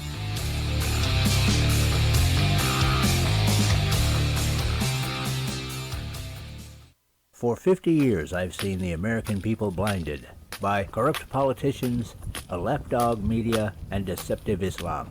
The one thing the elites fear is one man with a cane. I'm Dave Milner. Join me through Spreaker, iTunes, and SoundCloud, through SHR Media and the Western Free Radio Network, for half a century of experienced perspective on political and social issues, weekly on The Unpleasant Blind Guy. And catch me on Jeff Mitchell's EDL Radio on blogtalkradio.com.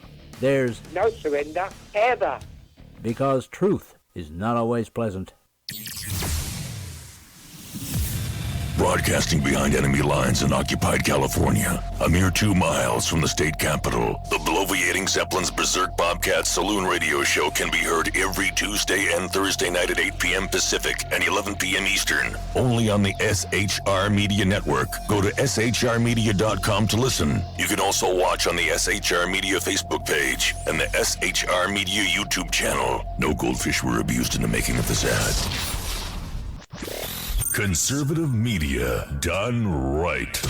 You're listening to the SHR Media Network. Ladies and gentlemen, boys and girls, children of all ages, it's the final 25. The final 25 minutes in the second hour of the bloviating Zeppelin's Berserk Bobcat Saloon radio show, where I am broadcasting live and direct from the sumptuous and palatial SHR Media Network studios behind enemy lines in occupied California, 2 miles east of the belly of the beast, the Bill Mill in Sacramento, Fornicalia, where late at night when I go out that door, the first thing I hear is the death knell, the screams of common sense dying, issuing forth from the Capitol building at 10th and L Street, downtown. And then as I go out to my car on the street, I smell the terribly noxious vapors, the evil vapors of sulfur and brimstone, and it's like that every damn night. It just never stops. Dave Milner, welcome. Good to have you back, sir. Thank you, sir. I appreciate it.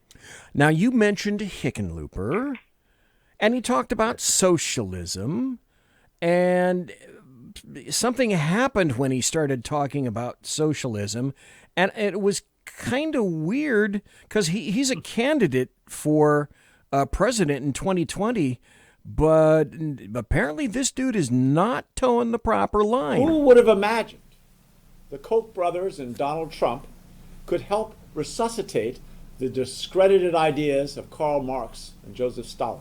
In a primary that has been a race to the left, John Hickenlooper is veering hard to the center, taking a stance so unapologetically moderate, it's almost certain to be controversial among some progressives. The former Colorado governor is slamming the growing popularity of socialist ideas in the Democratic Party. To try to simply redistribute our economic bounty without growing our bounty is a fool's errand. And one that will surely lead to calamity and unintended consequences. For his own economic plan, Hickenlooper touts public-private partnerships, incentivizing entrepreneurship, making college more affordable, and vastly expanding apprenticeships. But in drawing the contrast with socialism, voters heard a not-so-subtle critique of the more left-leaning 2020 candidates, a point some believe needs to be made. He's aiming that at a few Democrats, like Bernie Sanders and Bernie's idea of free college for everybody and everything free. I think most Democrats are going to reject that. Hickenlooper says his broadside against socialism is not an attack on Bernie Sanders. My point is that the way we're going to turn this country around is not through demonizing business, but finding ways to help business to grow at rates that benefit. No, we've heard enough of this. Ooh, there's the reason he was elected in California. Oh, God. In Colorado. Pardon me. Yeah. In Colorado, folks. And you just heard part of it. Oh, isn't that terrible? He's, my God, could it be said that he's almost supporting capitalism? God, no! It's amazing to hear that, BZ, and I have to say, he would stand a decent chance against Trump if he were nominated. Now, I think the chance of him being nominated is about as much as the chance of me going back in time and dating Janet Jackson in about 1989. Right. Probably not going to happen. Not going to happen to me. Or it would be on the order of myself going and mixing up myself a nice packet of Jell-O, putting it in the refrigerator, waiting about, 8 hours or so, taking it out, and effectively nailing it to a tree. Mm-hmm. Not going to happen. No. At all. Not going to happen. Let me ask you this for a final question. Let me throw this out to you because I'd like to solicit your answer. We're going to go across the pond now back to the UK. We're going to talk about Theresa May. The UK political system in Parliament is a much different system than we are used to here. So I think the question to you will be, May is, I'm guessing, going to be out soon. Who do you think may be Theresa May's replacement? And why?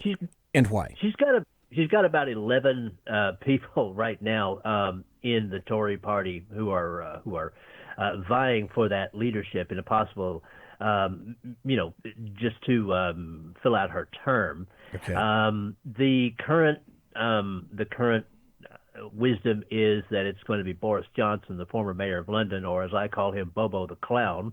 This is the man who said after Fusilier Lee Rigby was hacked to death on the streets of London in Woolwich that by Quran quoting Mohammedans that the attack had nothing to do with Islam. So that's a big reason I call him Bobo the Clown. Right. Very likely he will take the reins until there's an election, and at that point, I think there's a good possibility Nigel Farage could wind up being PM. Really? But there are many candidates. There's a lady named McVeigh who is a hard Brexiteer, who has been vetted by the EDL radio team, and we like her as far as her stances go. Not sure she stands much of a chance. But we can always hope. And as far as the parliamentary system goes, folks, if you think the U.S. Congress is broken, that's a well-oiled machine compared to the Parliament, especially after these EU elections, because there are people saying that, for instance, the Tories, or their version of the Republicans, stand a good chance of just being extinct if they don't help to deliver Brexit. Wow. That's a pretty astounding statement. Mm-hmm. To confirm, did you just say, Dave Milner, that the UK political system is even, have I got the translation right? The political system is even more messed up than that of the United States. Did I read you right? Oh, yeah. Oh, you did. You read me correctly. Yeah, it's amazing to think that there actually is one that would be more corrupt and more in chaos right now than our own. But yeah, there is one. Yeah, there is. Okay. The only thing that I can think of is, like I say, my new phrase these days is, take the J bus to downtown Mogadishu, because that's where we're heading. The only political system possibly worse than that of the UK may be downtown Mogadishu, which is desired here. So, Dave Milner, thanks for being here. Tell folks where you can be found on social media, and tell folks about your show, sir.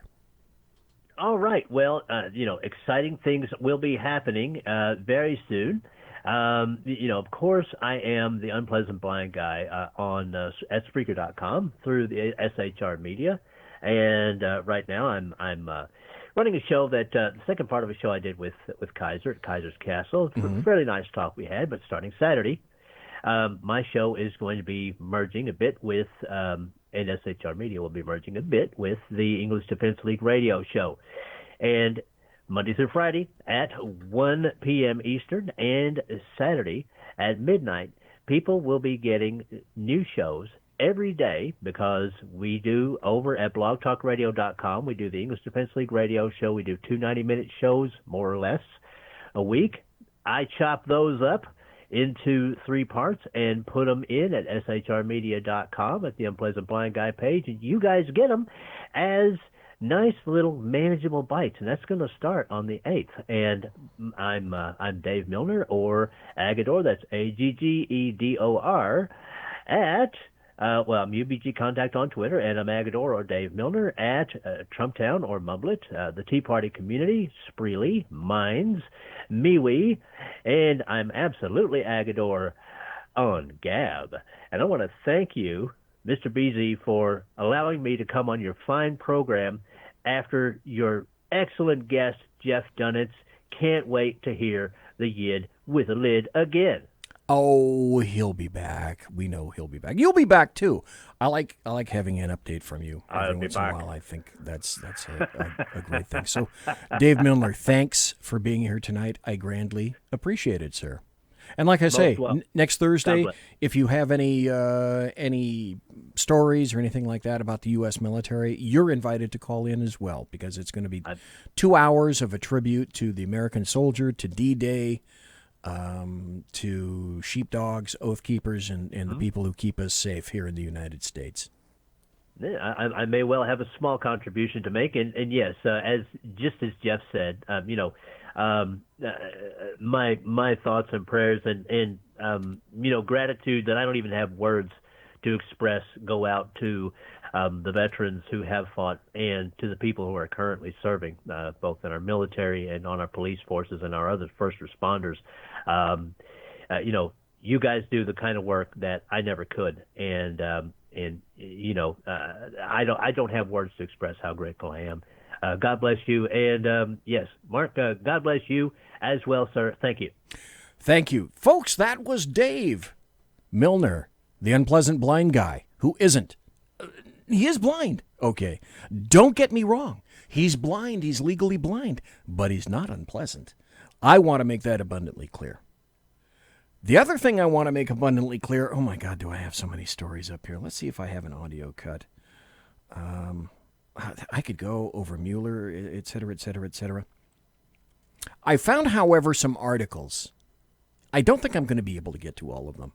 The other one, the big one, I'm going to have to save for a rainy day, I think. But I think you need to consider and understand just how leftists think. Because when I was talking about unity about 15, 20 minutes ago, in the article that I'm writing in terms of unity, people talk about unity, unity, unity. I'm like today's leftist. As far as I'm concerned, unity can go to hell. With Dave Milner recently, I threw out the topic of abortion. And I'll be the first to admit, abortion wasn't my thing, okay? And when I say thing, what I mean is I am a conservative. I used to be a Republican. I am now not a Republican. I am a registered independent. I used to write checks to the GOP. The old trite phrase is still true. The GOP left me, I didn't leave them. I am a conservative. I'm partial libertarian. I'm like little L libertarian. And with the people that are looking on the video right now, I can't make a little L with my finger, so that's a big L, libertarian. So people are like military conservatives or defense conservatives or budget conservatives, social conservative. I wasn't too big on that. Small government conservative, founding document conservative, constitutional conservative, Bill of Rights conservative. Yeah, that's all me. But I really wasn't much into the entire abortion issue until I guess you could say I was dragged kicking and screaming into the abortion issue. When these days, when you have leftists, governors saying that you should have the ability to have an abortion up to the point of delivery? I've heard leftists say that once delivered, it should be up to the mother as to whether or not to save that child. By extension, Could you not say that, oh, well, if it's inconvenient, what about this 3-month-old? That's not very convenient for me these days. My gosh, what will I do with that 3-month-old? That's just not working out really well. The things that leftists are saying now are so far over the top that I don't think you can really make any kind of excuse for these things at all, period, anymore. And that went to abortion. That went to my point. Now, abortion is an issue of mine. Because I didn't have a choice in that. How could I have a choice in that when you're advocating killing someone that's already living? How is that possible? In any kind of a sane world, how could you make that issue? I'm trying to look for the story, and it's buried up here in my various other stories.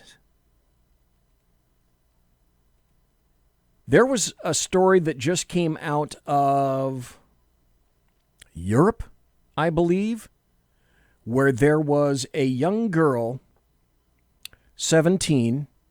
I believe she was a rape victim. I cannot think of her name, but now they've said that they believe overall in general it's okay to euthanize her because of her mental challenges.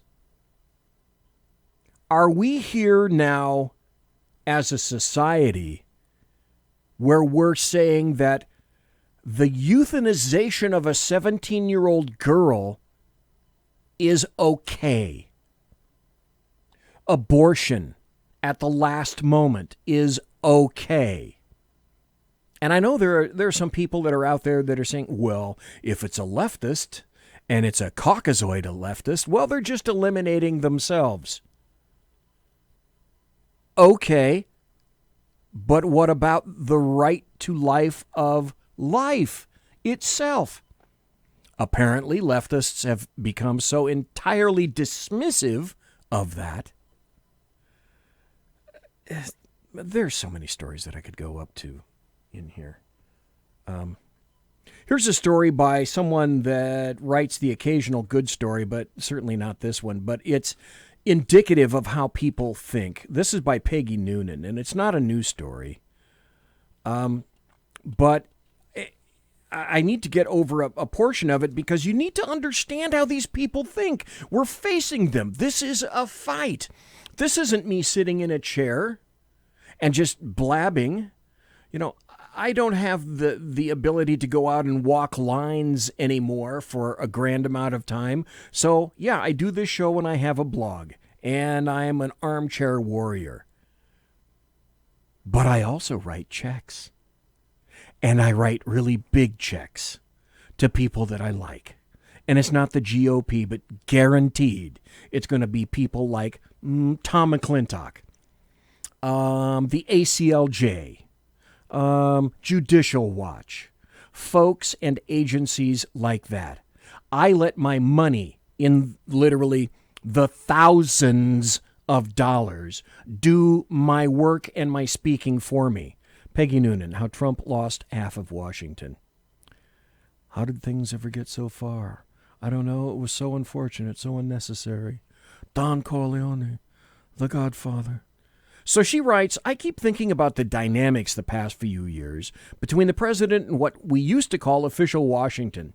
So right off the bat, Peggy Noonan is going, she's boo-hooing what Trump has done to Washington. OMB, Orange Mad Bad.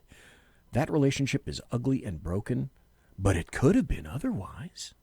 Trump supporters have long held and deeply believed that none of the people in what they call the swamp were ever anything but unalterably opposed to him and meant from day one to remove him by whatever means possible. Yeah, I agree with that. This was true of about half of official Washington. They were predominantly Democrats, though there were Republicans too, McCain, Flake, and certainly the media were against him overwhelmingly. Well, thank God she can tell a little bit of the truth here. But the other half of official Washington, though to varying degrees disapproving of Trump, often for reasons that were almost aesthetic, true, was willing to be surprised. They were open to persuasion. They didn't say this, but they thought it. I remain unconvinced. They'd give him time and watch events closely. Really? Really?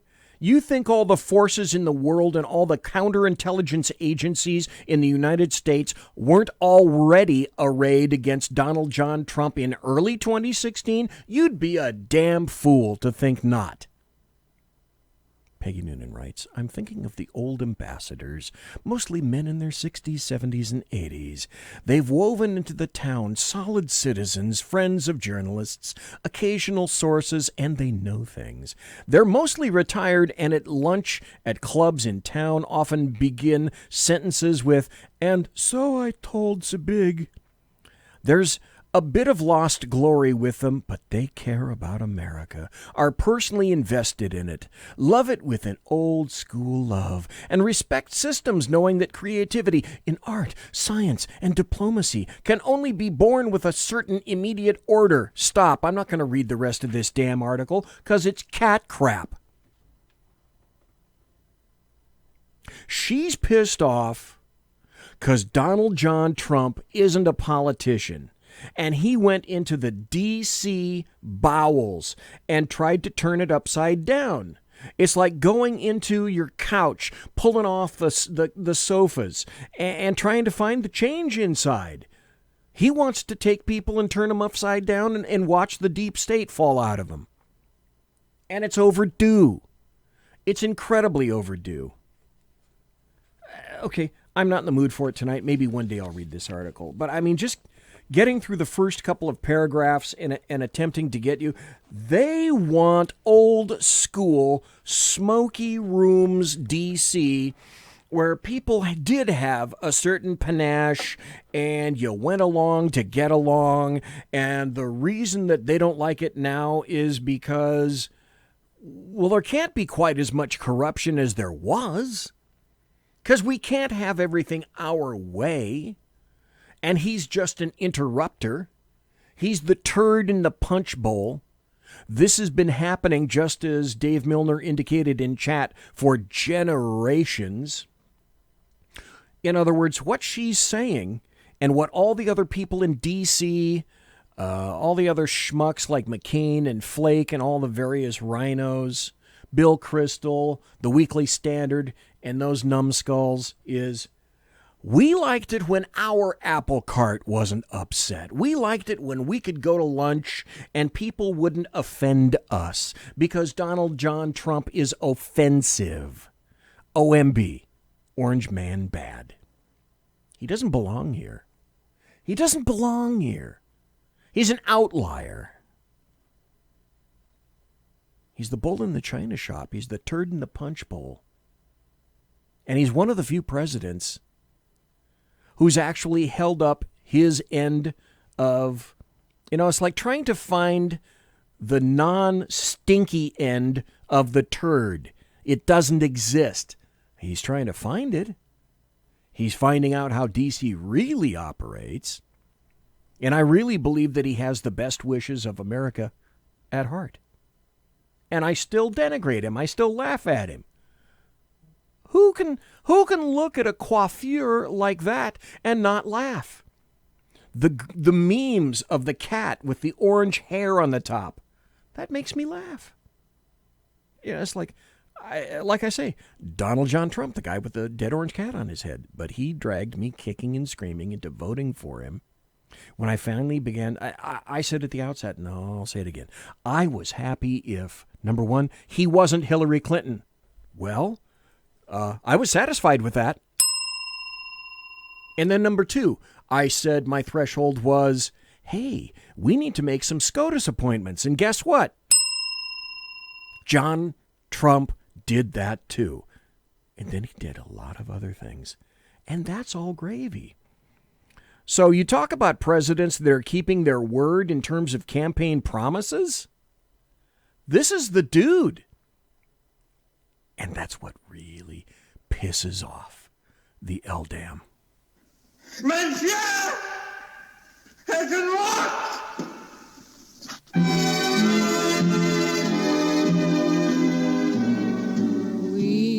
Ladies and gentlemen, boys and girls, children of all ages, thanks for listening to the Bloviating Supplements Berserk Bobcat Saloon radio show, live and direct right here on the SHR Media Network. If you want to contact me, you can find me on Twitter at BZEP, at BZEP. And on my blog at bloviatingzeppelin.net. Yes, I'm actually writing stuff there again. Thanks to thanks to Big Sarge Media for simulcasting my show. Promotional consideration by the Lockheed Martin Skunk Works and the Boeing Company. If it ain't Boeing, I ain't going. And also by Pratt & Whitney Engines Thrust. You can trust. Tiaras are by My Little Pony. Thanks to my personal KC-135 Kettle One refueling team with whom I will be consorting in less than an hour. Thanks to Jeff Dunitz for being here in the first hour. Thanks to Dave Milner for being here in the second hour. Thanks to you for listening live. Thanks to everybody for being in chat. Thanks to everybody who listens in podcast. I think there may be a chat show tomorrow. I'll let you know. God bless. Take care. Be safe.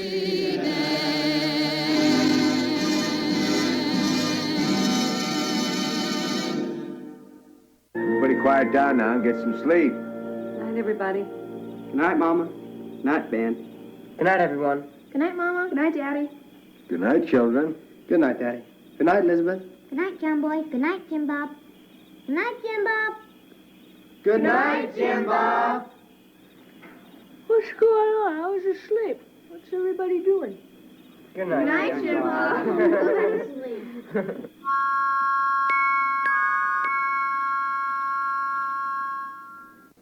Good night, and good luck.